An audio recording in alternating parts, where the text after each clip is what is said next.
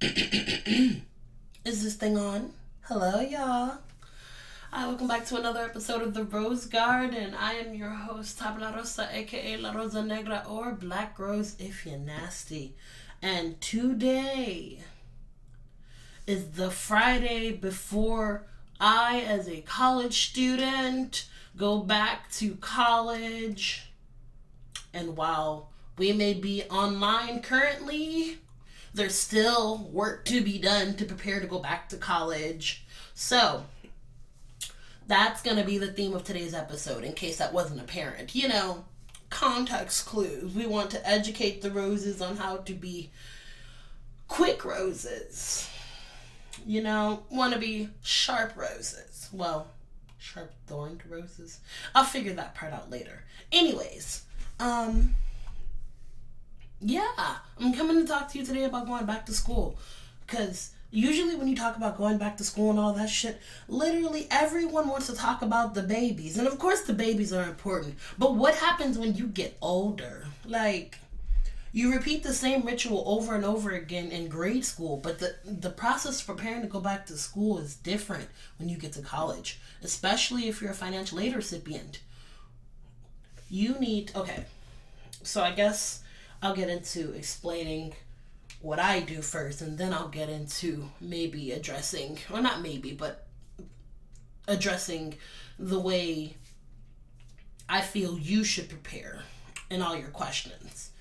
I've taken the time throughout this week. This is Martin Luther King week, because colleges never want to start around a major holiday usually, because it makes no sense to start with a broken week, because you're already fucking up the schedule, having students miss one day of instruction and essentially have all of their studies crammed into one day, which I wish regular schools would follow that. But also, I guess I'm not one to critique the school system. Yes, I am. Yes, the fuck I am. Let me stop lying to myself. But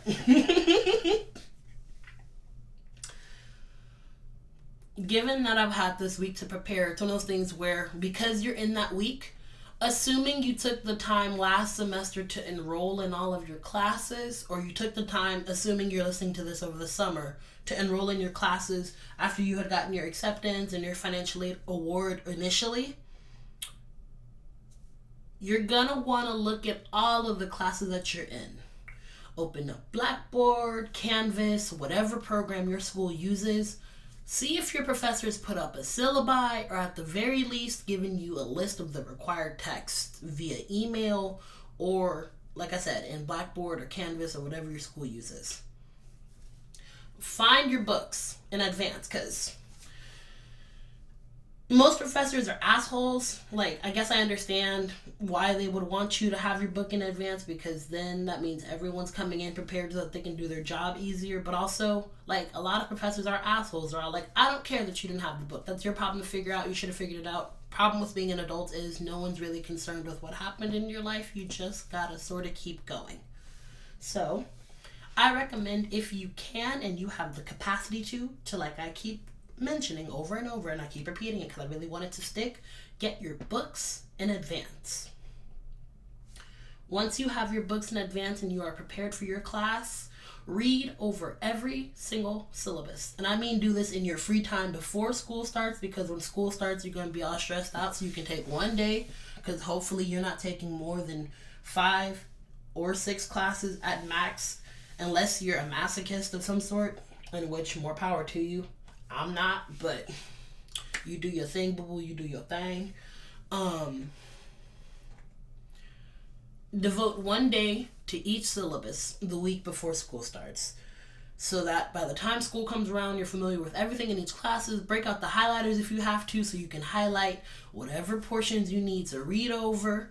You've been going to school for years now, so I'm sure you know what school supplies you need. The basic pencil, paper, binder. You don't necessarily need all the shit like all the teachers used to give you for each class, because realistically, as an adult, you can take your notes how you want to. So if you want to write your notes in pretty little gel pens, you can do that. Some professors will require you to have a blue or black pen if they need you to turn in stuff, but in terms of, like I said, your notes or whatever, that's on you. And unfortunately, there are outliers to the situation. There are certain professors that sort of feel the need to like treat you as though you're a toddler, and so they'll micromanage your notes and what you're supposed to be doing and whatnot. But in the grand scheme of it all, this is all on you, baby.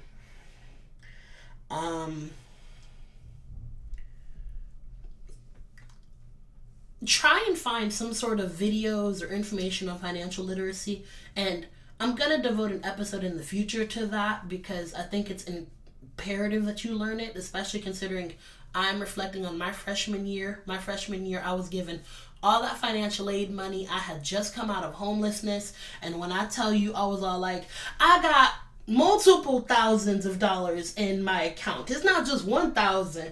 It was like, I think it was either 2 or 3 grand that I had in my account. I'm all like, ball out, ball out, ball out, we out, we out. I was eating good for like the first month. I was eating good. I was Ubering any and everywhere I wanted to go because I didn't have to walk, so I wasn't going to. The fuck? Like, peasant. Pick my fruit for me, you peasants. I need to really invest in a soundboard so that I can make this a fucking podcast even better, because if I could really express to you the way my brain operates, that would be so great. But,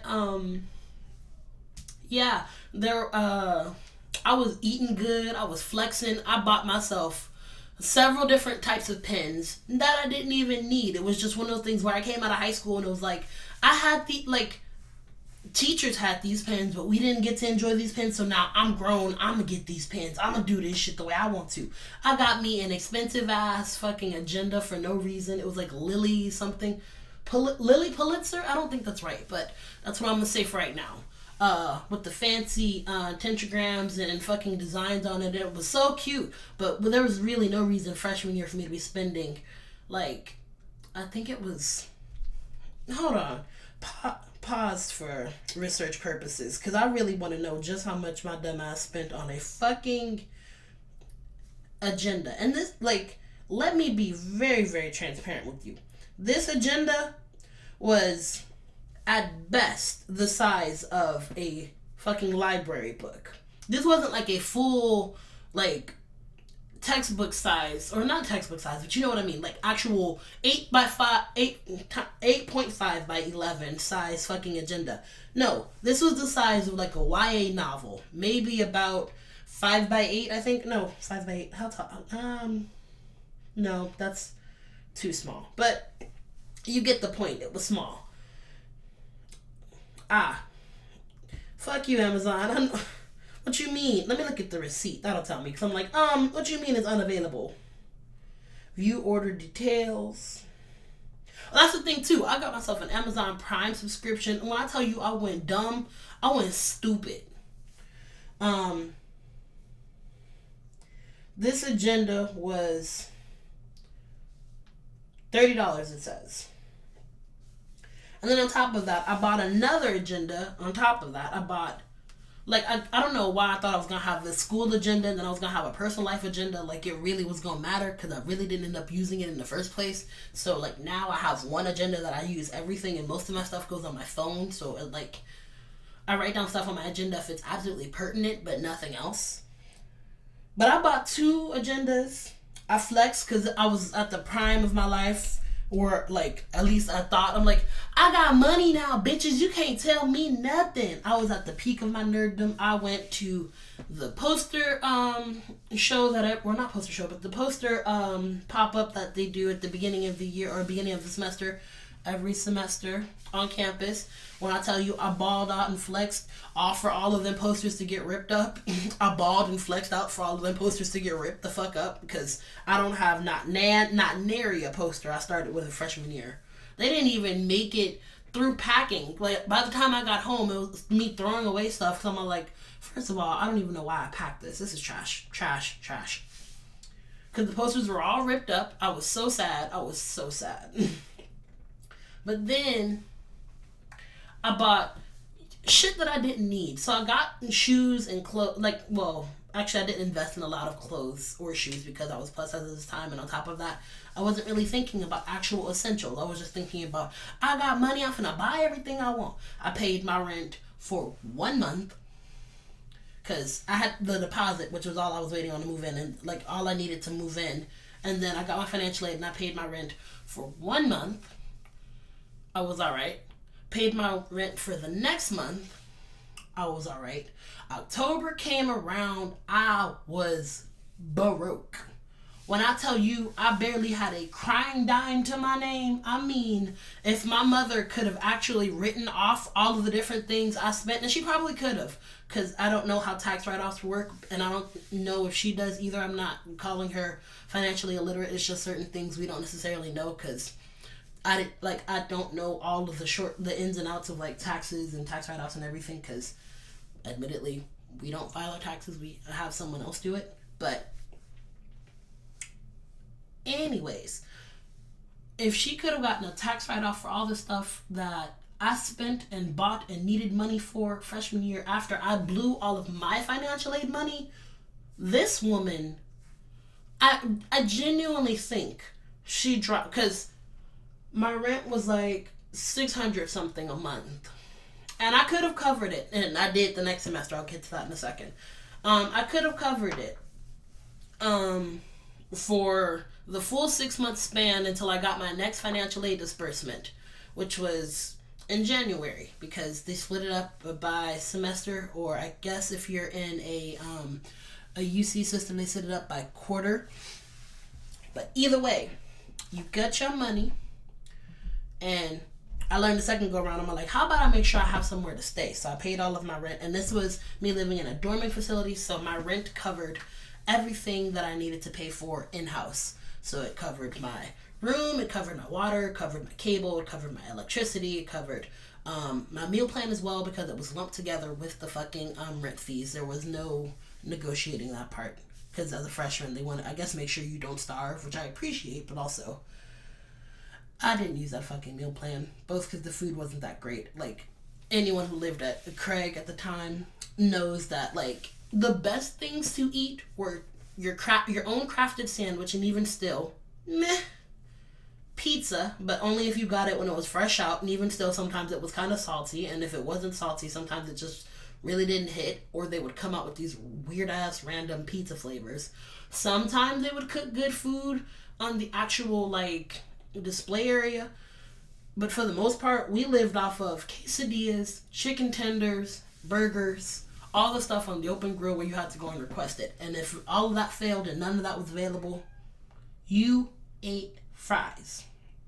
Now, all of this information in mind, what makes you think I was eating at that dining hall? Especially when I had money, bitch. I could go to any and every restaurant in town that I wanted to. And there were a lot of restaurants to try freshman year. Especially because I had come in with a little bit of insider information, because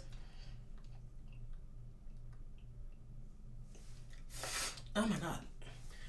I ripped my nail. That's why I had to stop, and actually, I don't know if you heard that full process of the like, but yeah, I had to take that bitch off without hurting my finger, because owie, owie, owie. I ain't no bitch, but also, why would I want to hurt myself? Anyways, circling back, there were any and all restaurants I wanted to try.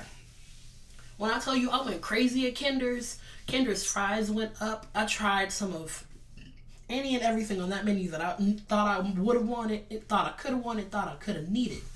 I was eating at the marketplace because it was much more convenient, since I was spending my entire day on campus, because I was a more than full-time student both semesters, but full-time student, meaning I didn't have time to go back to fucking Craig and try and eat, because I only had like maybe a 30-minute to an hour break, and the shuttles come every, like, it's on a 15-minute interval section, because there's 4 stops on the shuttle, which means you need to be at this spot by, like, what is it? We'll use 1 o'clock, for example. Say that was my lunch break. If I had lunch from 1 to 2, I needed to get to the shuttle that was leaving the other side by 12:45, which means I was either cutting into whatever was going a little bit early, or I needed to be at the next spot by no later than 1:10/1:15 so that I could ride and arrive back to the place by, wait, no, I got that wrong. I got that all wrong. Hold on. Rewind. It was like 30-minute intervals / 45-minute intervals, but it was very, very confusing. So it was one of those things where, damn, freshman year was so far away. You caught the bus at like 1:10/1:15. It took you around. You would have to go to Holt. After going to Holt, you would come back to the other side of the bus stop in front of the school, and then it would take you to the to Craig. And there you had about, again, 10-15 minutes before it took off. Really, it was 10 minutes if I'm honest. And honestly, it was about 8 depending on which driver you got. You had about 8 minutes to what would be for your lunch, because you don't have time to go to the dining hall and pig out or actually eat as though you want to. You have to go to Bradley, swipe your card and use either your meal card, your meal swipe, excuse me, to get a specific meal, or you could use what they have is Flex Cash and get like specialty meals like nachos or something, the actual good shit that people want to eat, because don't nobody want no fucking cold ass wrap or a salad for lunch. Really, them wraps was nasty. Like, on top of that, like, at least have a desirable wrap. Don't nobody want no Italian Caesar lemon something wrap. No. I'll choke you the fuck out. I really will. You see the PTSD I have just talking about college, but or at least freshman year. But then after you figured all that out, you were basically hauling ass in there, and there was always a long line because everyone was doing the exact same thing. Getting back on that bus to try and get back to campus, and by the time you made it back to campus, you're hauling ass to class, you hope because it arrives around 1:45-ish back on campus, that you're either somewhere near the bus stop or that your class doesn't start at 2 on the dot, because you're going to be late, and on top of that, you're going to be hungry trying to eat in class, and you better hope this is one of the professors that doesn't have a no eating rule. Because, like, I spent all of my time growing up, I was like, oh, in college you can just eat in class and do what you want, you're an adult, you can literally govern your own life. It's true to an extent. It's still the professor's class, and you can disobey the professor, but you can get kicked out. And if you don't want to actually leave the class, they'll call campus security on you. And then when you do show up back to the class, like, there's a whole thing about, like, you getting if you get kicked out or you need to return later at a certain date, now you've got a bad rapport with this professor because you just don't want to listen to the rules, blah blah blah blah blah blah blah. There's a whole bunch of stuff, and so really you don't end up eating. Or if you do end up eating because you, again, luck into one of those professors who don't care about you eating in class, you're eating and trying to take notes and trying to also keep your notes pretty, because if you get food stains on it, I don't know if you're anything like me, but you want to throw away the entire page and rewrite all of those notes on a clean sheet of paper, or just say fuck the notes. Now tell me, in what world is any of that I just went down, that long rabbit hole, in what world is any of that conducive to anyone? I didn't think so. So me, again, balling out and eating since I'm on campus. On top of that, I'm going to the Wildcat store. I have bought myself a laptop. I did the whole sensible. I started out with a laptop from my school, but the laptop I got from my school eventually died down because I initially inherited one of what we called the dinosaurs. It was one of the original laptops that they had back in 2011, either 2010 or 2011 when they first opened up the school. And I am in 2016 using a laptop that was probably, I don't know if it was at the prime of the time or whatever it was, but either way, this was back at 2010. Technology had been on a full surge since then. We had MacBook Airs, and we had just started dawning on, I think, no, they hadn't come out with the MacBook. No, they did. There was MacBook Airs and MacBook Pros and everything at that point, and they were the thin ones too. So imagine me using this loud ass laptop. Oh, This loud ass laptop that would go every time you fucking turned it on. When I tell you I hated it, it was so embarrassing. Everyone knew when I turned on my laptop because all you would hear is the fan just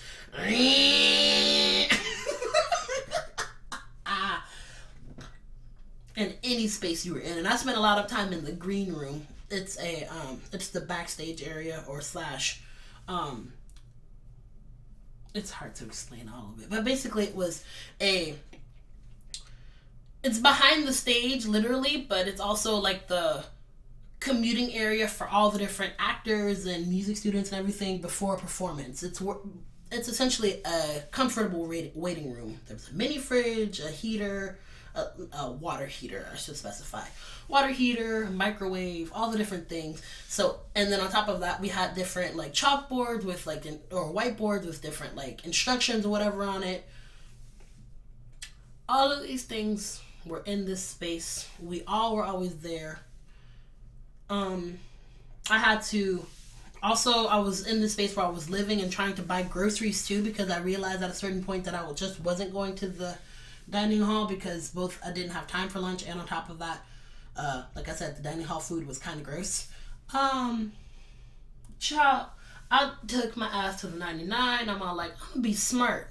Got me a bunch of like ramen noodles and tuna and stuff like that, because unfortunately, like, it was one of those things where I realized why it didn't happen, but also it was still kind of sad. I didn't get like care packages and stuff like that from parents back home, and I realized again because it was my mom both living and trying to manage her life there, having to constantly come out of pocket to assist me because I fucked up financially, as well as like all the money that I probably could have been invested towards me getting a care package instead went to me eating out, because I had I don't know if it was called tap and go, that's what I called it, but people called it tapingo. You could have food basically set up to be ready when you got there, or you could have it delivered to you. When I tell you I balled out on that shit, if I wasn't buying it, I was convincing my mother to buy it because she loved me, which she did. And on top of that, I'm like, Mom!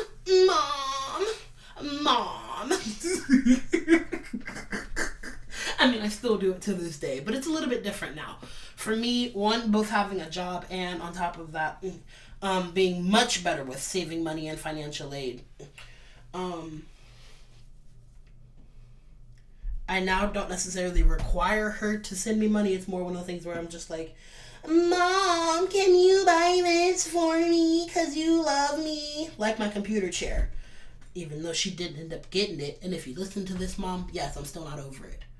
But it's okay though, because I have faith in the fact that you're going to buy my MIDI pad because you love me.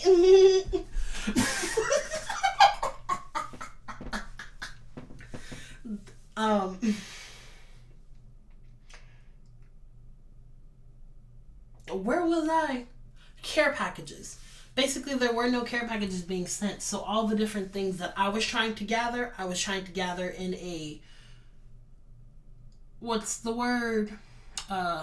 Reactionary instead of precautionary, or not precaution because it wasn't like danger, but I was reacting instead of being proactive about everything I needed, because I didn't get the actual things I needed when I was first trying to. I was getting things that I wanted and thought I needed. None of which I ended up actually using. I got myself a printer, which ended up even fucking breaking by the end of the fucking year, because I think it worked up until I actually got home, and I don't know what happened, but that bitch said, It was curtains. And thousands of dollars evaporated. And then you really realize just how, one, expensive life is as an adult, and two, how much $1,000 or thousands of dollars really isn't that much money. Like, prime example right now, I'll use the same example, but I'll give you my current situation. My current situation is my rent is $439. Not that you need to know, but I'll tell you. My rent is $439 a month, or at least my portion of the rent, I should specify, because my total rent, again, is $1,756, including the $11 insurance that we have on the house in case shit. Not that it's good insurance, but we elected for the cheapest one because we had to have insurance in the house. Or renter's insurance, excuse me. We each spend $439 a month, not including utilities, and all of our utilities are water, power and gas, Wi-Fi, and then any extremities that may come up. So like if something happens with maintenance and we have to replace it, that's a utility considerably. But setting that fee aside, our utilities are anywhere between $100 on a really, really good month to $300 if we really went crazy. Usually it's in like the summer when the AC is blasting, or the winter when the heater was going. It took a bit of communication, but I think we've gotten to a point now where we can actively operate pretty well. I'm gonna see if it kicked in, because these are the winter months, and now since I am the one who typically balances the books now, since trial and error me got to experience all the roads and bumps in life, as well as all the different stuff that I learned from my mom growing up, watching her balance books and manage bills and whatnot. I handle all the billings and stuff. Now, given all this information, I'm spending about $500, anywhere from $500 to $700 a month.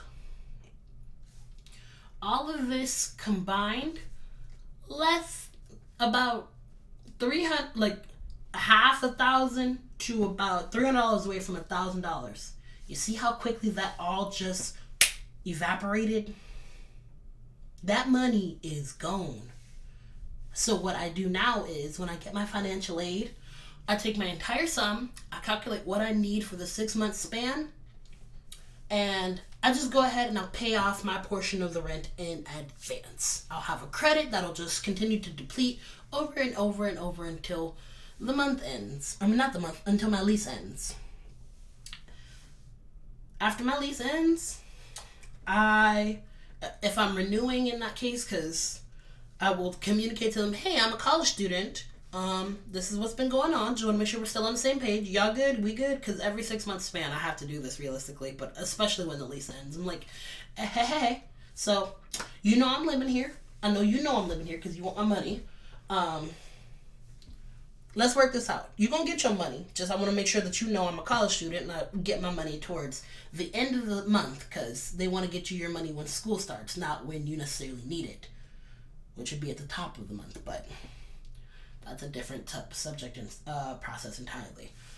I guess maybe it's also to be for your good, because they know that you're going to kind of blow it too, considering. You negotiate with them, you figure out that whole deal, hoping no one else gets involved in your deal, making things a little bit more stressful. And then after everything has been negotiated and planned out, you pay it out. You look at the couple $100 you have left and you're like, okay, books I need. All right, got my books. After you get your books that are probably going to range you anywhere, if you're good and your professors aren't, again, utter assholes, because a lot of professors will make you buy curriculum that they've written so that it all comes back to their pockets. And while I'm not mad at them from a business standpoint, it is incredibly annoying, because you could at least make the book affordable. Professors will write a $100 book, or rather, they'll write a book and they'll value it at $100, knowing that the only time this book is used is in their class specifically at this university, which means they're specifically profiting off of these students, along with the fact that they get paid simply by the fact that we enrolled in this class, because pass or fail, they're going to get their check. Yeah, that's also something you should probably know. Pass or fail, professors are going to get paid, so it's your job as a student to be in that seat, ass in seat, learning, because you've already... Think about it this way. You have bought a non-refundable ticket to Six Flags. Now, whether or not you want to enjoy yourself while you're there, well, entirely up to you. But whether or not you enjoy yourself, they got your money, because the ticket is what? Non-refundable. And also, there's a slight addendum / asterisk / fine print to that section. If you get a refund from your school, this is not a good thing, because either the school been on some fuck shit and fucked up, and now you're getting refunded because they got exposed, or alternately, you're being refunded because you're being ejected. And so they're like, you know what? We realized you didn't take your courses, you didn't do too hot, Here is your money, get the fuck out. Just keep that in mind. If you randomly see money, always ask questions. Always ask questions. Like, hey. This might be a blessing in disguise, and I like to not block my blessings and appreciate them, of course, but what the fuck is going on? Because I'm not trying to have to pay back no extra money. I'm not trying to put my education in jeopardy, so if there's something that happened that I don't know, I need to be brought up to speed. Where does this come from? Let's see, what else can I say? What else can I say?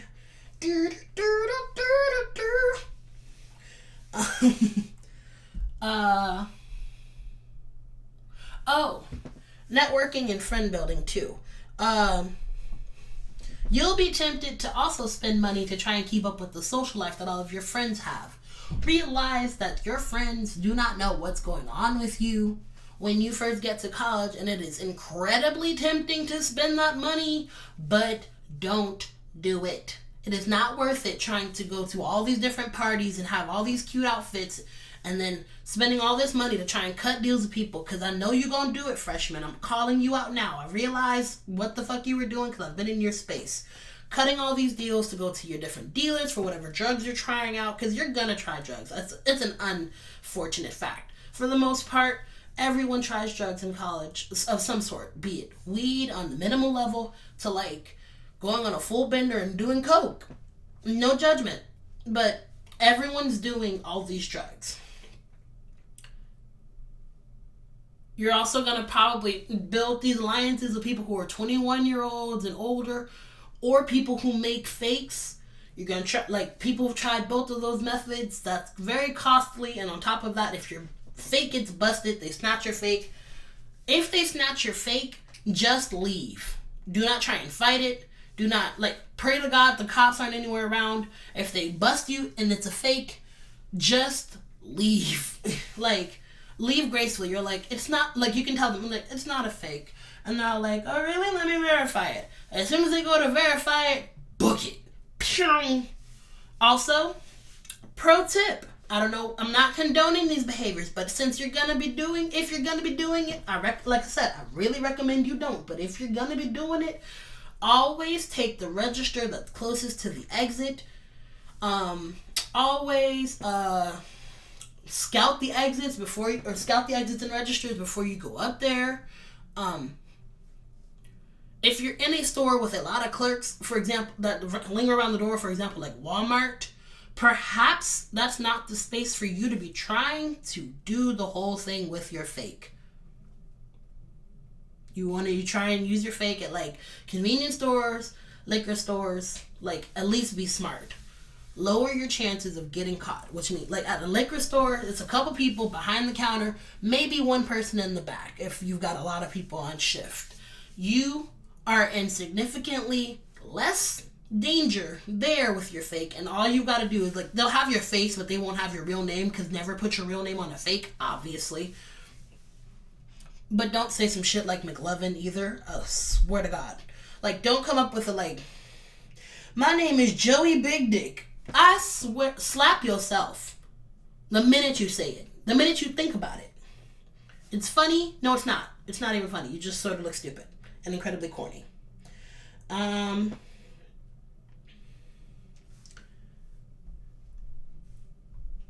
feel like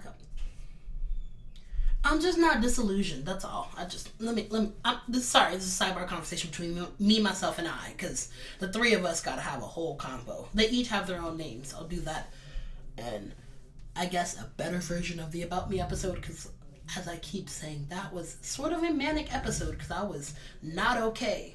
I was mentally and I was just running on sheer ego and madness. But, where was I?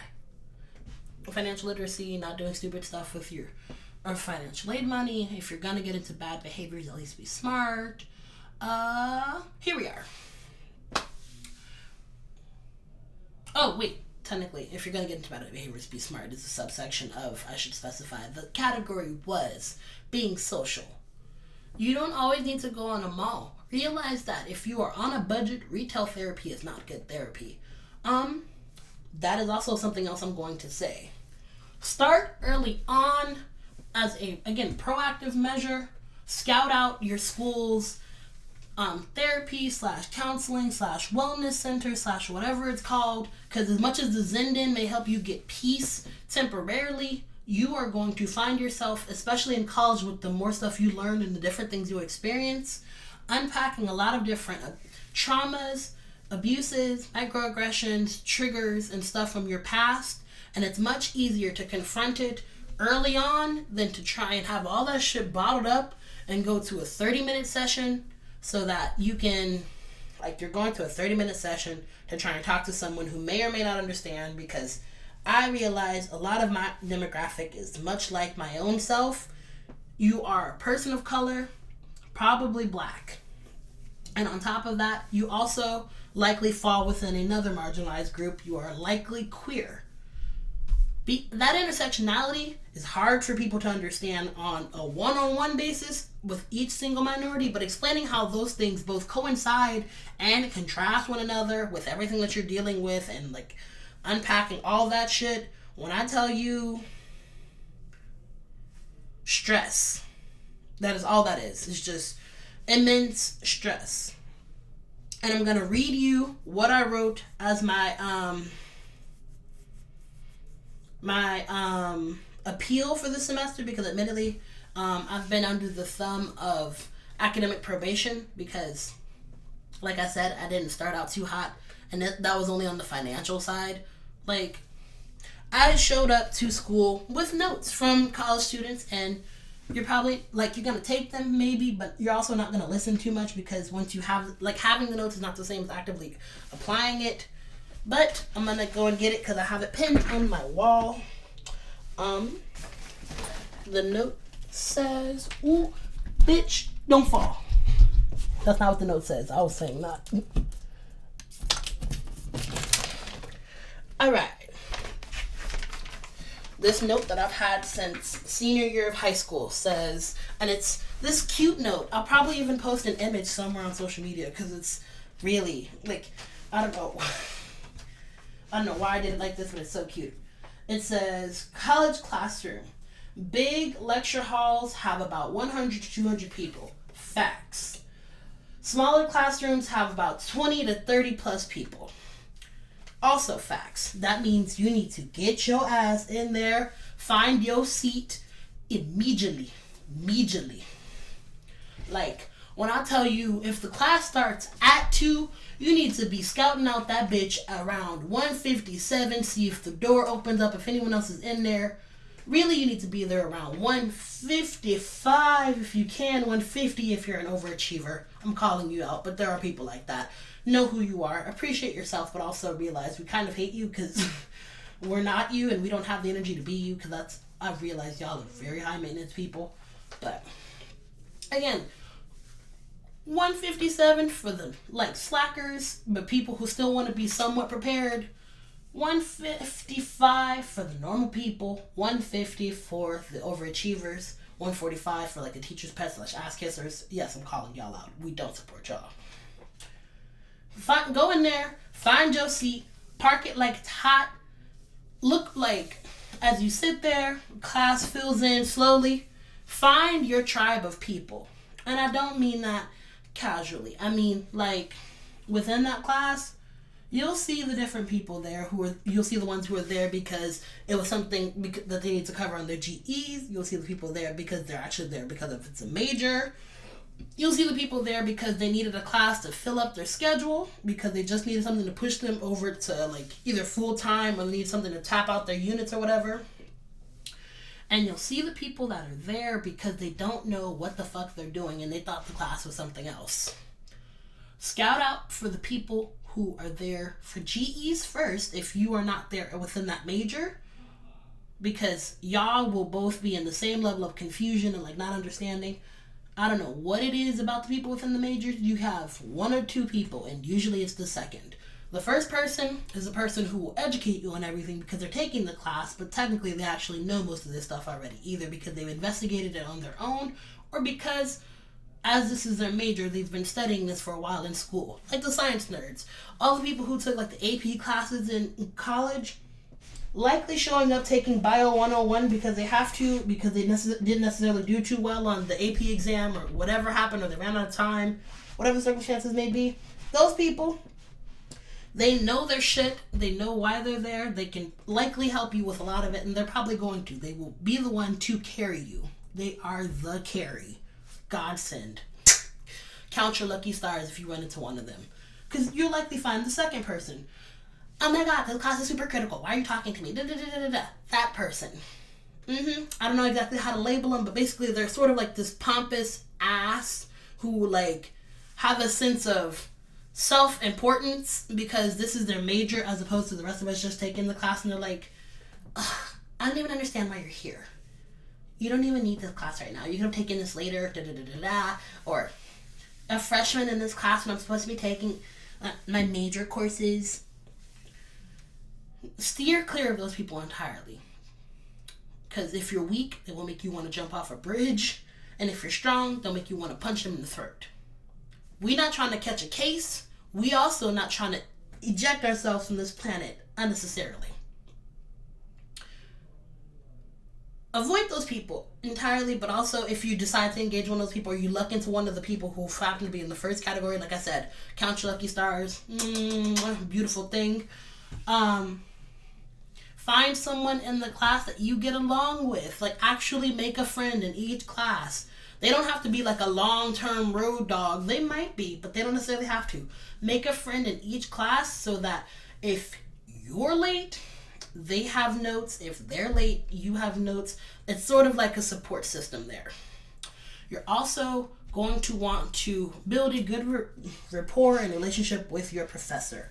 Interact with the professor. You don't necessarily got to be all up in their face and bringing them brownies or apples or anything every day because, like I said, we don't want to be an ass kiss, but let them know that you exist because they going to remember that when they grade. And they're like, oh yeah, I know you that one. Yeah, you that one.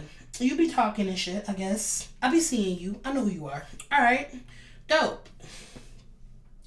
Don't waste time in class. Like, you're there, like I keep telling you, whether you pass, fail, or don't even show up, them professors go cha-ching from the minute you cash in your financial aid because you're actually paying their salaries.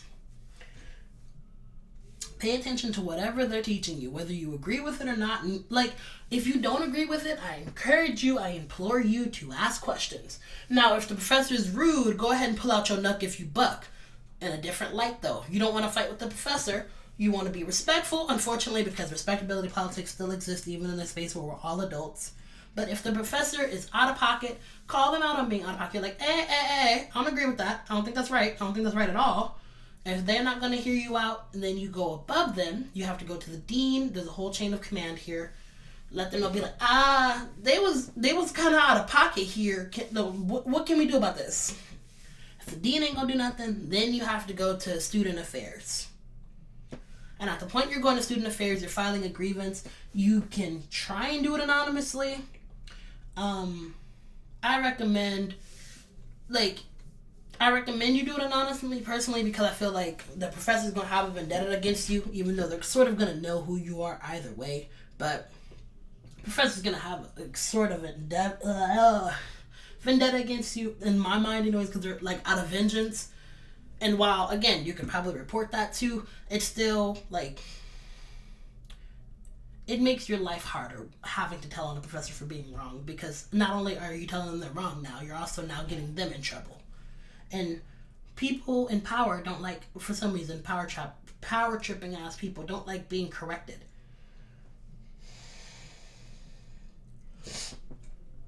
Your first week of school, your professors don't give a fuck about you not knowing where the class was or whatever. All they know is you were late. So if you need to show up and do a practice run or a lap through campus to figure out where your classes are and maybe even the fastest ways to get there, do that. Map out all your classes so you can get there on time, figure out your transitions from one class to another, especially if you got to haul ass across campus or to a different section entirely, because Lord knows. I'm speaking from my time when I took my planned educational leave and actually got to go to ELAC. It was hectic as hell trying to go back and forth between the main campus and the Southgate campus. Being on the Southgate campus, everything was convenient. You were basically in one big ass, like, a single story or a single floor school, and you could just sort of run if you needed to get from one side to the other because you were running late and classes were back to back or whatever happened, but you really didn't need to because all the teachers were on the same bullshit.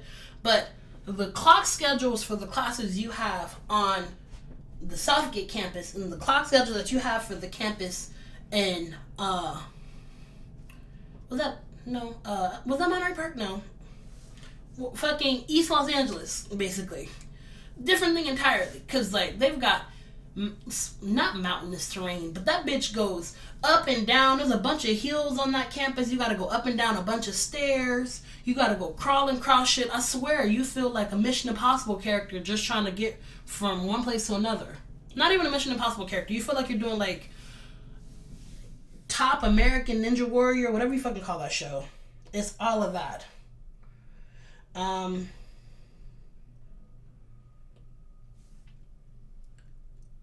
Punctuality counts. That's all I'm going to keep repeating. Punctuality counts. A big thing that I wrote this in fine letters, but I think it's important to have this in bold letters. That's why I'm mentioning it aside from everything else as its own standout point. If you're in college, you're in college. You're there. No one's better than you. No one's worse than you. You are there to do, everyone's there to do the exact same thing. Different backgrounds, whatever. Now, again, there's a whole conversation of privilege. I'm not going to have that right now because investigate that on your own time and the different classes that you'll learn about. It's always required to take an MCGS course. You'll figure out about privilege and everything. But everyone's there doing the exact same goddamn thing in their own different way. No one knows exactly the right way to do it. People just sort of go about doing things. Live your life. Do what you're supposed to do. Do what you need to do. Do what's best for you. Figure out your learning style. If you need to be in the front of the class because you need to be engaged with the professor because you're a conversational learner / like auditory learner and you need to put like live ears to the ground, go ahead and do that. Like if you need to hear what the professor's saying, get your ass to the front of that class, as embarrassing as it may be, because realistically, the professor don't give a fuck. Professor don't give a fuck. As embarrassing as it might be for you to be sitting in the front of that class, do it. If you need to write shit down to take your notes, I promise you, do what you need to do. If that means... Now, what I'm about to say, it's illegal, so technically you shouldn't be doing it, but some of us do be doing it. If you need to record them notes, put your phone in your backpack. That means you cannot be using your phone during the lecture, which professors hate anyways. Put your phone in your backpack with the records feature on. Put that bitch on silent and let it rock. And when I say don't touch it till after class is over, I mean don't touch it till after class is ended. Like, you are long gone away from that professor. Then take that bitch out, put the stop button on it, label it the lecture, slide that bitch away. Now, like I said, this is illegal, so do at your own risk. But advice nonetheless. In between your quarters or semesters, always apply for classes, because you never want to be in a space where you're walking into the semester, like right now, like I said, semester's about to start back next week. Everyone hates open enrollment. You don't want to do that if you don't have to, because then you're coming in already running behind everyone else. If you're good, you can catch up with people, but it's going to be much harder to try and catch up to everybody along the way. You want to come in start at the same starting line that everyone else is at. You don't want to show up to the race and be like, wait! Because essentially what you're doing when you're at open enrollment, you're having to go there, you're like, oh shit, I need this class, this class. And I'm like, all right, damn, I don't need this class. I got to drop this class, figure out what class I need to put in this space. After you figure out what class you need to put in this space and everything, you now need to, like I said, invest in your mental health. The health of your mental. Because let me paint you a picture, as I was talking about earlier, because I meant to do this. Now use my campus as an example. Our counseling and wellness office has one receptionist on one phone scheduling one in thousands of students to one of the 15 counselors, the high majority of which are white, cisgender, and heterosexual, for 30-minute sessions every day from 8 to 5, except for Wednesdays. That means only 7.8% of the entire student population. That means everybody on that motherfucking campus, or rather, all the students on the fucking campus, have the privilege of being seen each week. 7.8 out of 100 is not a lot of people. That's 7.8 is an actual pretty number, like when you're doing all these stats and stuff. That's 7 people out of 100. 7 people out of 100 on a school that has, I think it's like 13,000 people. I could be wrong, but I think it's like 13,000 people, almost 14,000 people. 7 people out of every 100, and there's 1,000, so that's 70 people every 1,000. You get where I'm going here? I can keep going with the numbers up. I'm not gonna do it because you thought you had me. You really did, but you didn't. Anyways. Actually, you know what? I'll do the quick math. Matter of fact, I'll go to my calculator right now. Ha! You really did thought you had me. You thought you had me, but you don't.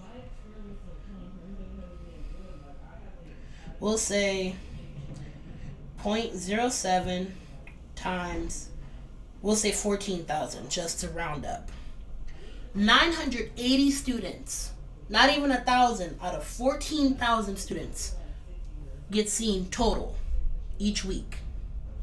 And that's before we calculate the fact that most of these students that get seen are offered the potential to have recurring meetings.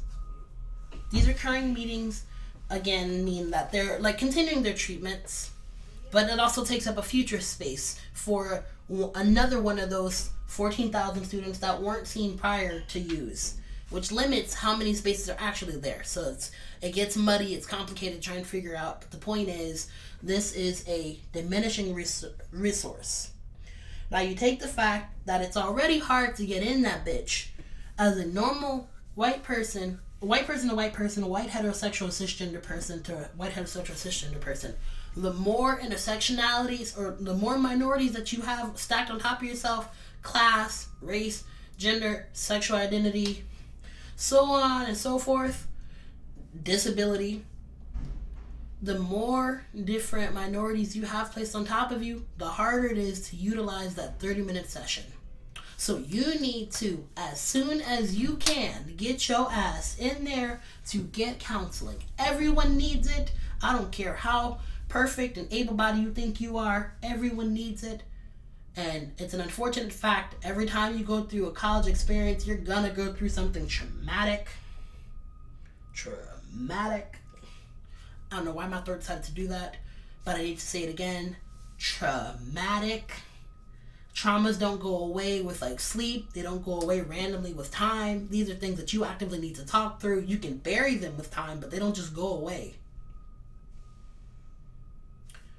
After you get in therapy and you're actually working on all these different things, again, you can talk with your counselor with anything pertaining to your life. You can talk to them on an academic level. You can talk to them on your personal level if you want to. You can talk to them on a sexual level, and if like all these different things you can figure out, and you'll invest this information, and if they're comfortable with it or have the capacity to it, they can help you. If they cannot, some of them, if you get a good counselor, will redirect you to a resource that you can use to get this information. Now, Another thing, college, that they don't tell you, because everyone's always worried about the academic side of it and the financial side of it. You are a human being. I realize this, you realize this, and on top of that, you are now an adult with freedom and autonomy away from your parents. You gonna be fucking. You gonna be fucking a whole lot if you get lucky. Always invest in your sexual health. And I don't mean that lightly. That I do not trust the American school systems to educate you with shit. Your friends who have been, like, your friends in high school, and even some of your college friends, don't know shit. Go to the health center, actually talk to your doctor, get your first STI screening so you can go through the process of knowing how it feels, as well as checking, like, again, your sexual health, because it doesn't hurt. And then after you get familiar with this process, invest in prophylactics, dental dams, condoms, any other contraceptives you think you may need. Like, they have spermicide, so on and so forth. Again, most of the things you can get are free, like dental dams and condoms and lube. You can get those for free. Spermicides, other stuff like that, a bit more expensive. Plan B's, always super expensive.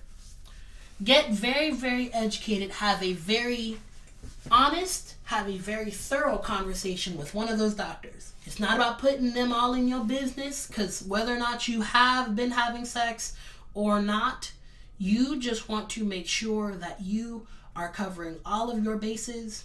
You want to be sure that you are providing yourself with the best security you can give yourself. You feel me?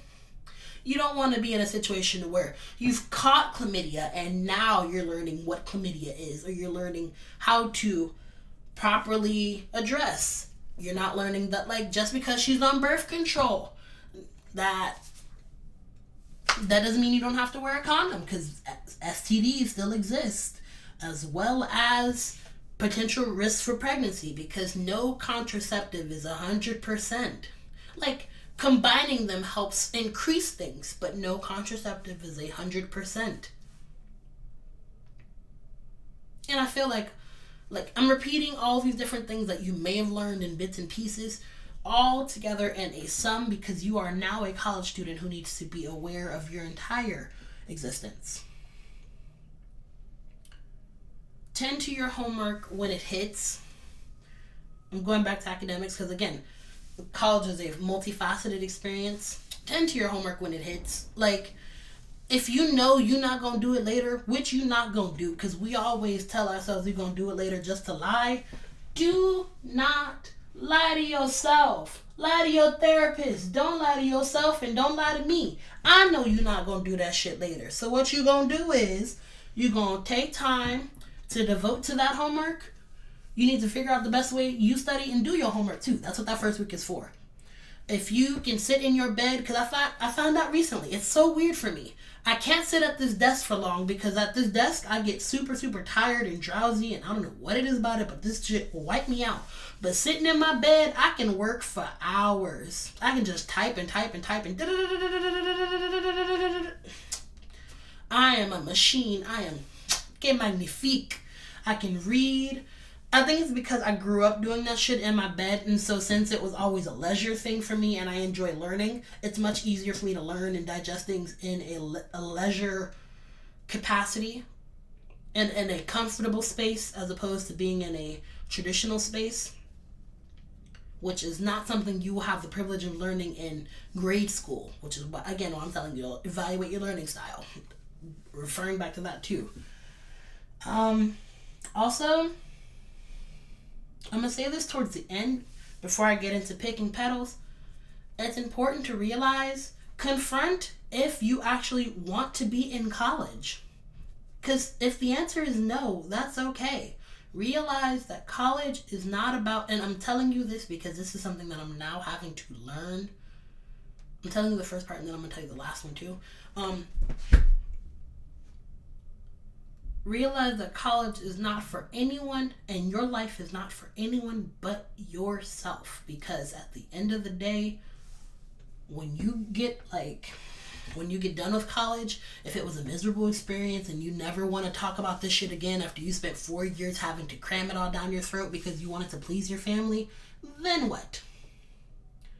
You wasted time, money, and you're likely not even going to do anything within that career field because you hated it. Or if you didn't hate it, you loved it. You found out you loved it through like trauma. And so now it's one of those things where you're doing it now and you're like, but is this what I really could have been doing? Is this where my passion lies? I learned to love this, not necessarily what I want to do. And on top of that, you don't want to, specifically if you're in a position like mine where you're getting financial aid but you also have to take out loans and stuff, you don't want to put yourself in unnecessary debt if you don't have to. I am, if I remember the number correctly, because I had been paying it off initially, otherwise it would be much higher than this. I think I am like $13,000 in debt, and that's only because I've paid off like $2,000-$3,000 from what was actually owed, because again, I take a planned educational leave, so those 6 months deferment only hit as long as I was in school, so I came back and I still ended up going back in school to get it deferred again, but even still, like I still made payments on it while I was in school because I realized that was also a way to chip down on it since it wasn't accruing interest. You don't want to put yourself in unnecessary debt, because why give the government or the school or whoever's a bank, whoever's loaning you that money, why give them that money when you could just keep it in your pocket, especially if you don't want to do it? There's vocational schools, depending on what you want to learn. Like for me, I'm a music student. I'm going to school because I want to have the technical training as well as the different access to different types of music and experiences. But realistically, everything that I'm learning, I could learn on YouTube at my own space, in my own time, for the free. Well, not necessarily free because you got to pay for internet and shit, but you get what I'm saying. For the free. And I'm working anyway, so it's not like I couldn't pay for the internet and stuff that I'm using. If you're trying to do music and, like I said, you find out that college isn't your thing, do not go to college. And have that conversation with your parents. I know they're not going to want to hear it, but have them hear you out on the fact that realistically, this is not benefiting you to be there. Miserable, tired, overworked, struggling, and for what? To try and learn something that, again, you could learn at home for free. And then on top of learning it at home for free, you could also be learning this in a way that doesn't feel toxic, because I've yet to meet a college student that's had a glorious college experience. There's always going to be one toxic professor. There's always going to be one terrible class where, as much as the professor may have been cool, the class itself, or like they weren't destined to be teachers. Researchers, potentially. Like well-educated people, absolutely. You can tell they know what they're talking about. But as opposed to teaching it, that's not their bag. And the second thing I'm going to say, and this right here is me trying to remember what I was saying, because I did forget. I was talking about not going to college if you don't want to. Here we go. If you're going to be in college, take time to try and carve out your own independence. And I mean that in more than just figuring out who you are. I mean, carve out your independence, build your life away from your parents and whatnot, because the consistent need to try and like satiate and keep your parents pleased is only going to daunt you in the end. And like I keep stressing, this is your life. You have no need to please people. And carving out your independence also means asking for help when you need it, be it financial help and needing to consult different resources like food pantries or whatever on campus. If you need the help, don't abuse it, or like get to a point where you're just like reaching and looking for any help to get, because like at a certain point you'll become dependent on it and sort of use that as a crutch and it won't get you by.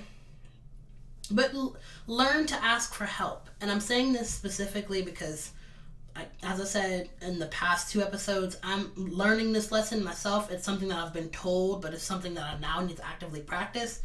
There's no such thing as a dumb question. There are rude questions, and I'm borrowing this from my professor's syllabus. There's no such thing as a dumb question. The only dumb question, and this is something that both my mentor / professor this semester, because Jesus knows I signed up for this 4.0 semester. They both have said there's no such thing as a dumb question. The only dumb question is the one unasked. And on top of that, as I continue to repeat, professors have been paid for you to be in that class from the door. The least you can do is get your money's worth. Ask questions. Get on their fucking nerves. I don't care. And you shouldn't either. I'm not saying be an asshole. I'm just saying, like I said, get your money's worth, because this is a business. They're in the business of education. Their job is to teach. Your job is to learn. If you are not learning, what the fuck are you there for? Let's go ahead and start picking some petals. First question. I mean, it's not funny, but it's funny to address it this way. Will there be safe spaces where I can go when I feel overwhelmed? Yes and no. So there's always going to be different spaces where you can get away. Like I said, there are zen dens, there are quiet rooms, there are different places on campus. If you're lucky, you'll have pop-up puppy things where they have people from the shelter bring puppies and dogs so you can pet them. And if that's your thing and you like animals, love it, because oh my god, it's nothing better than being able to snuggle up next to a cute just to get away from life for a few seconds. Campus usually campus is never quiet, so if you're walking through campus, there's usually some sort of event going on. Somebody's blasting music. There's something. It's a social endeavor. You've also got spaces for example, on my campus we have the CCLC, and it's supposed to be an academic and social space, but realistically we all know what it is. As college students, this is the POC safe haven.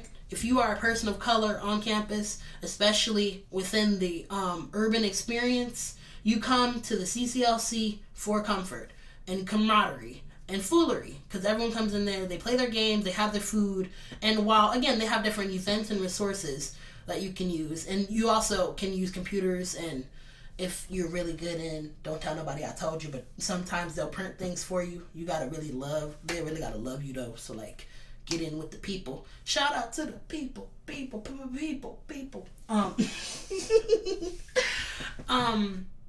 Excuse me. You definitely, once you're in already, do your thing. Full shoulder rock, shimmy, milli rock on them hoes. However, also, these are safe spaces.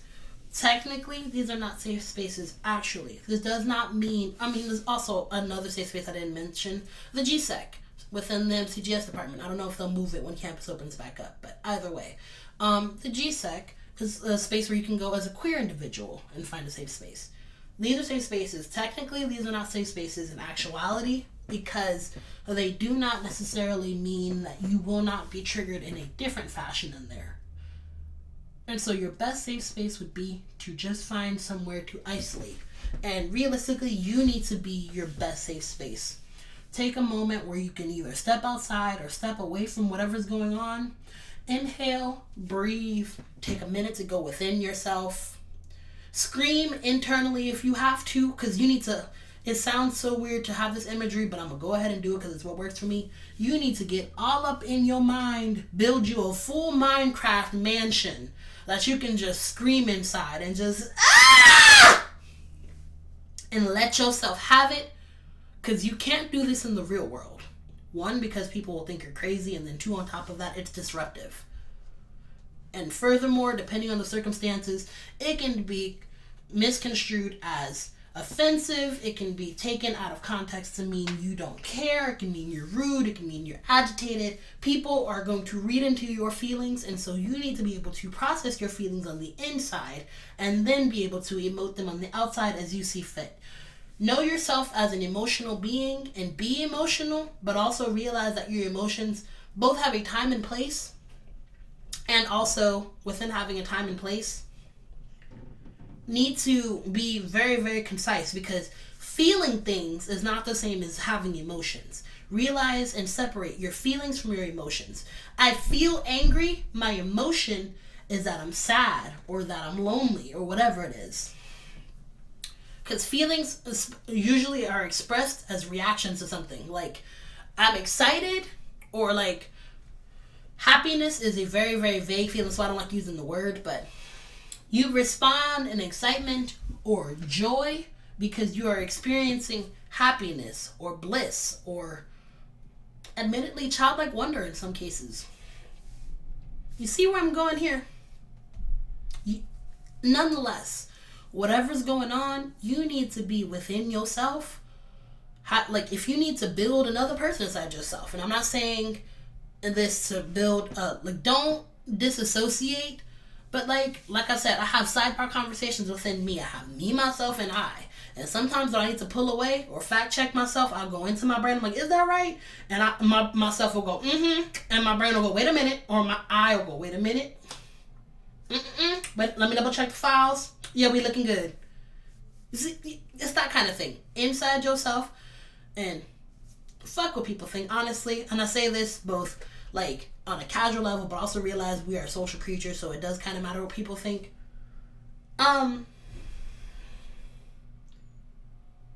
Yeah, I need to pause break to try and break that full thought, because I need to take a beat from there. You won't always have a safe space, but you need to be your safe space.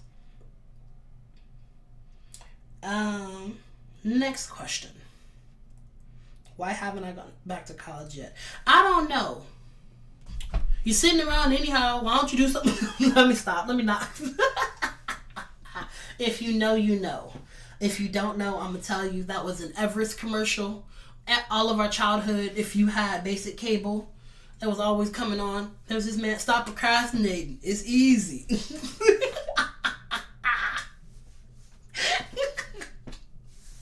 It's not funny, but it is. Because this man would really bully you into getting your life right. He's all like, he would, I don't know how he just knew you was just sitting there. It's the way they just knew. You sitting on the phone anyhow. Whoo, shit. But I can't answer the question why you haven't gone back to college. Evaluate why you haven't gone back to college amongst yourself. Ask yourself that question. And then consider, again, if you're supposed to go to college, if you really want to be in college, if, like, what you're studying in college is the reason why you haven't gone back. Because, like I said, you're there trying to please your parents instead of studying what you wanted to. Or you're there trying to be practical instead of being realistic. Why be practical and study something like law if you don't see yourself in a lawyer capacity? If you hate cops, if you hate judges, if you hate the legal system, if you are a criminal, and I say this lightly, like, well, not slightly, like, if you find yourself doing bad shit with your friends because you think it's fun, why would you want to be a lawyer? Well, it would help you, like, in one sense, if you're, like, thinking long term, you're like, alright, I like doing hot shit with my girls and bad shit with my friends. I might need to know the law so I can get us out of trouble, just in case. Like Molly from Insecure. If you're not in that mindset, aside from there, and you like doing the same shit, why are you studying the law? Perhaps you should be studying things like forensic science so that you can know how the process works so you can get away with some shit. I'm realizing I might be a bad influence slightly. It's okay. It's okay. But, like, also, if you are a homebody, why on earth would you want to be a kinesiology major where you gotta run around and, on top of running around, interact with people? If you are, how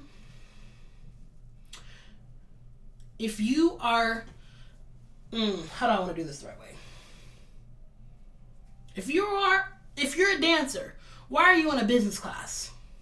Like, unless you intend to open up your own dance studio or start a dance company or something and you need to actively know the business side of it, and you're finding ways to make practical meet personal, meet passion, why the fuck are you doing it? Or, alternately, like I'll say here, if you're good at pottery, why the fuck are you studying things like, human anatomy? Are you gonna be building, like, fucking sculptures with people's bones? You're going to have to learn anatomy. It's going to be a requirement because it's required within the major to learn the basic structure of humans and whatnot. But they'll teach it to you the way you need to learn it for what you want to do. Why the fuck are you doing it the hard way? Ask yourself and consult the 3 P's. Like I said, practical, personal, passion. Is this going to actually work out for me? That's practical. Does this actually mean something to me? That's personal. Is this something I actually like? That is passion. If you have passion personal, you need to find something that makes it practical.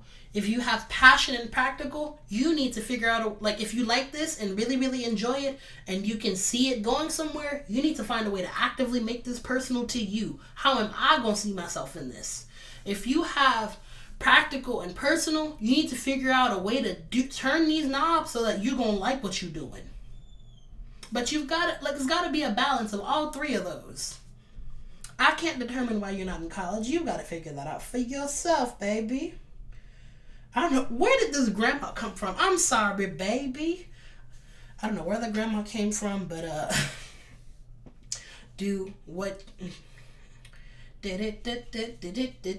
exactly what I'm going to do, because I don't know what the fuck that was. Next question. Okay, this is just annoying. Will already having a degree make me snotty? I don't think having a degree in the past will make you snotty. I do think it will make you aware of how college works. You know the politics, you know how to play the game, you know how to do it because you've already done it successfully. You've got a shiny degree behind you. Being snotty is all a matter of how you process that degree. If you build some sort of arrogance around it, that'll make you snotty. But having the degree, nah. It's the same thing with having money. Not all rich people are rude and like snotty and arrogant. It can make you that way, but you don't have to.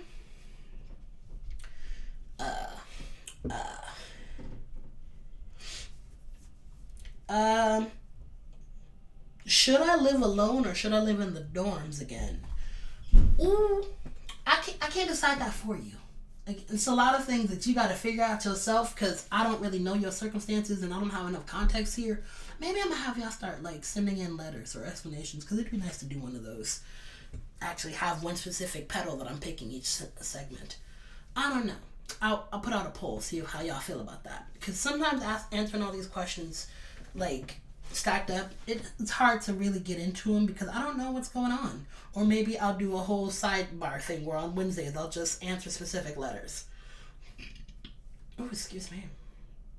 Either way, these are things I'm going to consider. But I can't tell you whether or not to go back to the dorms or move out.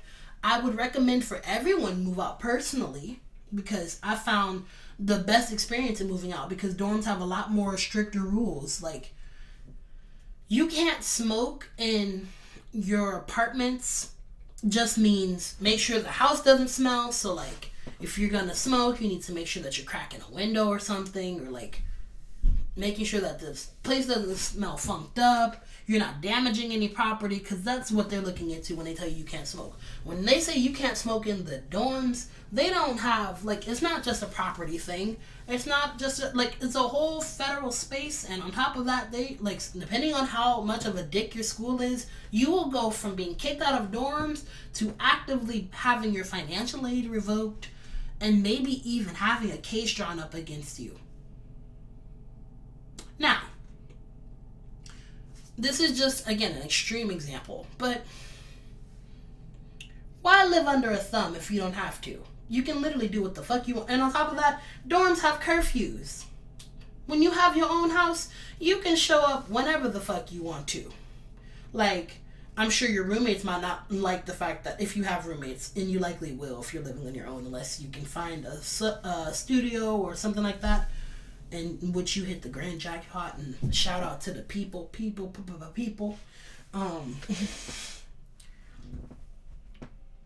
Your roommates likely won't like the fact that you're sauntering in, especially if you make a lot of noise or if the walls are thin or floors creak or whatever. But at the end of the day, you can do what the fuck you want to do.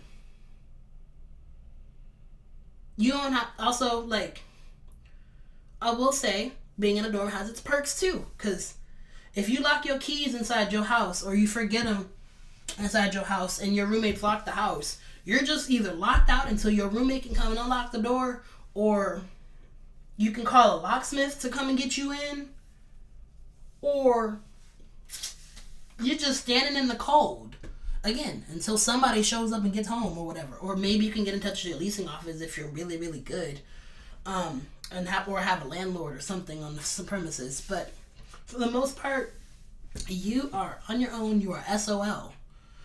Shit out of luck, for those who don't know what SOL means. Dorms, for a slight fee, because ain't nothing free in a dorm. Anytime you do something, if you breathe wrong, if you look the wrong way, fee, infraction, cost. But for a low fee, you forget your keys, they'll open your room up for you. Or alternately, if they need to, they'll even make you a new key. Another thing, how do I want to say this? Living in your own space, you have to cover your own building stuff. Like I said, I pay my rent, it's about $4.39, and then my utilities can vary in price. Living in dorms, you have one fixed rate that is always going to be the same fixed rate unless they go up next year, in which they have to notify you of going up. And even still, likely your financial aid will be changed to accommodate that, because they wouldn't just charge more money without being able to, like, I don't know why they do it like that, but they do. They're not going to charge more money without, like, accommodating and, like, shifting it so that it can, like, compensate for that, like, bend and snap that they're doing with the fucking money. But like I said, you're paying a fixed rate at a dorm. Here, in your own space, you can try and be a minimalist and, like, keep everything down, but you can't control other people if you have roommates. If your roommates like long hot showers, that's using up hot water, which uses both water and gas. If your roommates like to leave the water running while they wash dishes rather than making dishwater, because that's maybe what you were growing up on. That's using up water, and again, hot water too. If you have someone who likes to turn on all the lights through the house when they go through the house, that is using up electricity. These are all different things you have to pay for. If someone has a bunch of different appliances and stuff in their room, that's another thing that everyone's paying for. And you're divvying up all these things, and you can only do so much divvying because you don't know exactly who's using what, because it's not like you have an individual calculator for public spaces, nor do you do for each room, because it's just counted for the house. You see what I'm going for here? Whereas, alternately, if you're in a roommate situation where you're in a dorm or a dorm housing facility that's off campus, you can use all the water you want. Likely the hot water will, like, run out eventually, so you want to be time efficient or get in it where you fit in at the good times, and you'll learn to time them out as you live there. But you can use all the water you want. You can leave the lights on all night if you want to. You can leave your TV running if you want to. And it don't cost no extra to you. You can use whatever channels you want. You can use whatever internet you want. You can use as much internet as you want, because overages they're not charging you for. All the different things that you can balance out and consider the pros and cons, you got to decide what works out better for you. For me, it ended up being living alone.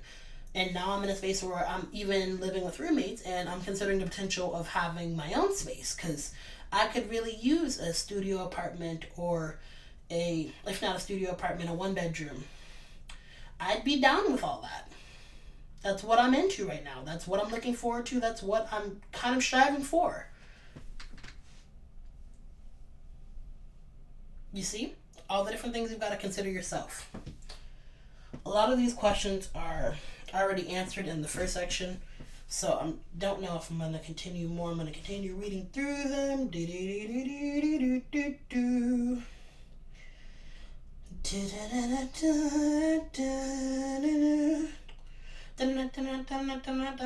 Yes, the lobby music in my head is like the ending of In Case You Didn't Realize. It's Backwood by Ari Lennox.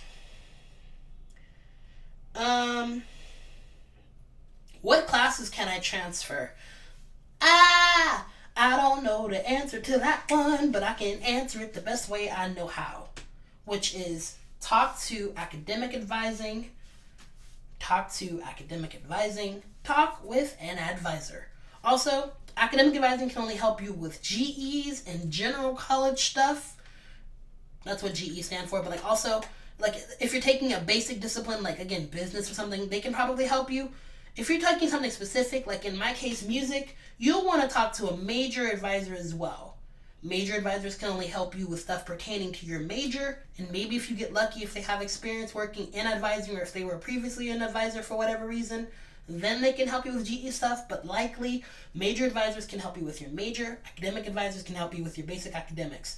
The two do not necessarily know what goes on with the other, and do not ever assume that they do. You can ask, and again, like I said, maybe you'll luck up, but you'll never know. I always have to see two people before each semester ends. I'm all like, all right, so, hey, it don't really matter. Y'all ain't gonna meet him. If you do, whatever. Hey Dan, what do I need for next semester? I already taken these classes. I think I'm gonna pass these classes. I don't know if I'm gonna pass this one. I might need to retake this one. Given all of this, what do I need to take next semester, and what am I looking at going towards the future?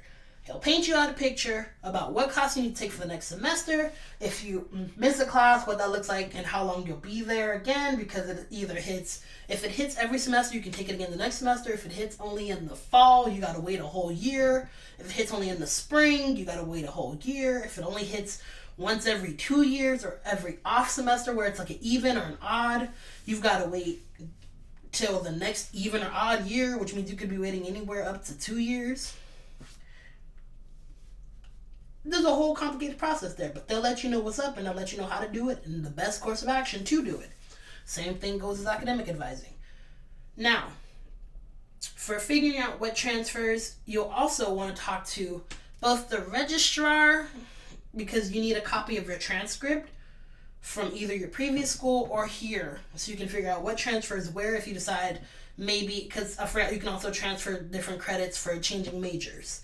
You're like, okay, I took this class, can I at least still cover this for, like, for example, I'm a music student, C1 is the art section, can I use this class that I took to cover my C1 and my, maybe this one because I have like music, but it's also technically like African American music or world culture music, can I use it to cover my diversity requirements? You can have all those conversations with advisors. But in the end, the answer to this question is talk to an advisor. And I think I'm going to let that question be the actual last question, put a cap on this segment. Plug in new roots. I have songs in mind, but I couldn't settle on just 5. So what I'm going to do is I'm likely going to actually build a full playlist that helps get me through school. I recommend, honestly, above all else, I think for Plug in New Roots, the biggest song that I'm going to use is that you get into the lo-fi playlist, because it's like you can use different lo-fi playlists. You can do hip-hop, you can do jazz, whatever. But it's lobby music meets music that you enjoy. So it's a very, very palatable version, but it's not like, don't this shit make my... Yeah, it's not that kind of shit in your ear while you're fucking doing your homework, because you like, as much as you may want to shake ass while doing your homework, and it's fun to shake ass while you're doing your homework, stopping to shake ass because this song is, ooh, this my jam, turn that shit up, and having a whole, or like hearing a song while you're doing your homework and having a whole that's a raven, betrayed by the booty situation, takes time from being able to actively study. So you're listening to a lo-fi and it's just a bunch of different like beats and sounds together. It's not actual songs as far as I know, or if they are, they may be like takes and renditions on songs and you're like, oh, this is cool, I like this. But actively it's not a, hey, fuck it up, bitch, hey, or it's not a, yeah, unintelligible lyrics, of course, because I don't really know. I'm not thinking songs right now, but, or like not thinking of those songs. You get what I'm saying? Fuck. Point being, lo-fi's help, like, again, give you a little bit of background noise if you can't handle perfect silence, just to allow yourself to drown into your homework and just dive into that bitch. And for turning a new leaf, I'm really just going to reinforce the same message I said before. Or no. I do have a new message. Not on the very first week, but after you get done with the first week of school, turn a new leaf. What you need to do now that you finished the first week, and this is me talking to you after you've done everything I was telling you to do through the first week of school and through the previous week of school. After that first week of school, build your schedule around your classes, because you as a college student, no matter what else you got going on in your life, your priority is college, because that is the most expensive thing you are paying for. Unless you are a parent, that is the only other thing that may supersede your schooling. If you are a parent or like a care provider of some sort, that is the only thing that supersedes your schooling. And even still, you probably need to try and find someone to help assist you. And schools have nurseries and stuff like that, so that you can likely use those resources, which comes back to that asking for help point I made earlier. Focus on college if you are in college, because that is what you are there for. Do you understand me? Turning into your parent right now. Do you understand me? Thank you. That better have been a yes. I'm gonna crawl through this whole earpiece and I'm not far from your ass, alright? Ain't no reason for you to be in school spending this money, putting yourself in debt potentially, depending on if you got loans or not, or if you're just riding a scholarship or financial aid wave. But either way, spending up this money just to waste it or not get the best from it. And I'm saying this as someone who hasn't gotten the best from the college experience and is now trying to. I'm salvaging my college experience when I could have been not rolling in dough, but doing the best I could from the beginning. Alright? I'll catch you on the next one. Thank you as always for letting me be myself. This has been Tabla Rosa, aka La Rosa Negra, or Black Rose if you're nasty, and I'll see you on the next one. Bye, y'all.